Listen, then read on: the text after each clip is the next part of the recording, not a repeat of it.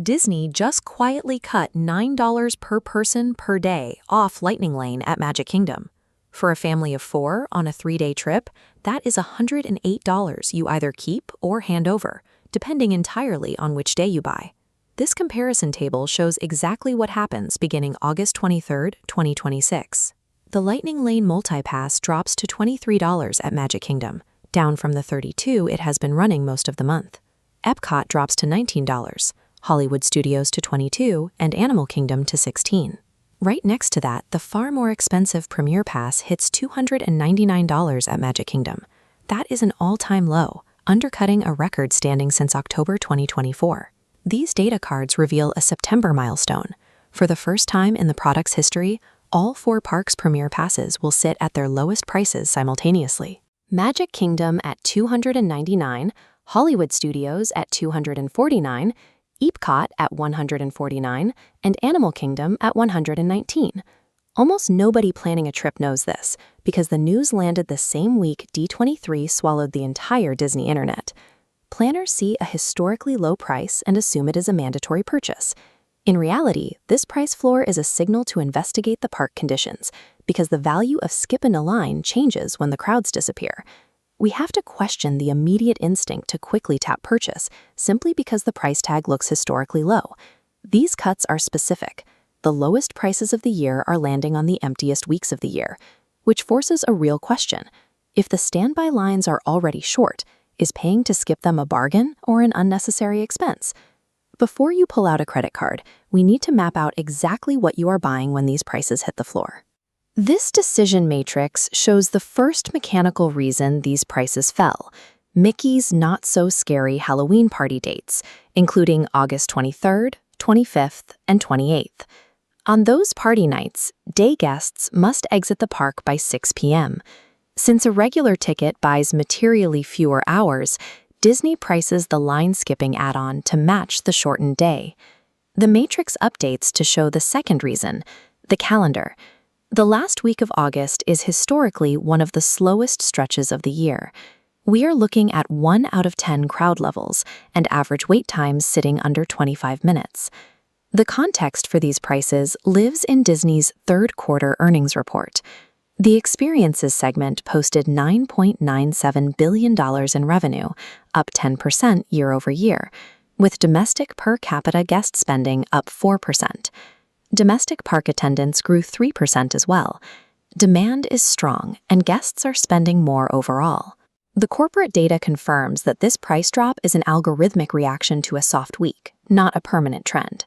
Because the company remains highly profitable, this demand-based pricing will spike again.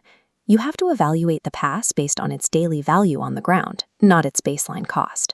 To evaluate that value, we have to look at the structure of the product. Lightning Lane is a compounding daily cost. The rule is that it is priced per person, per day, at each individual park.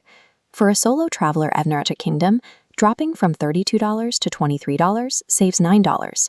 For a couple, that same day drops from $64 to $46, saving $18. For a family of 4, that single day drops from $128 to $92, a $36 save.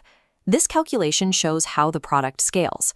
A family of 4 running a 3-day, 3-park itinerary at the new prices, Magic Kingdom at $23, Hollywood Studios at $22, and EPCOT at $19, totals $256.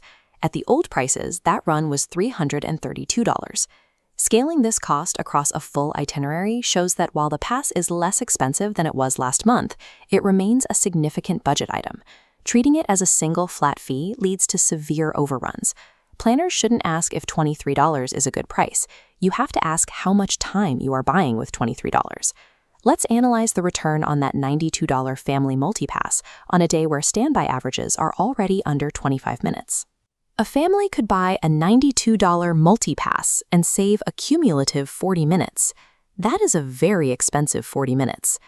Contrast this with the high-end $299 Premier Pass. A guest who aggressively rides 12 or more headliners brings their per-ride cost under $25, creating a mathematically stronger case for the expensive product. This calendar matrix illustrates the date trap.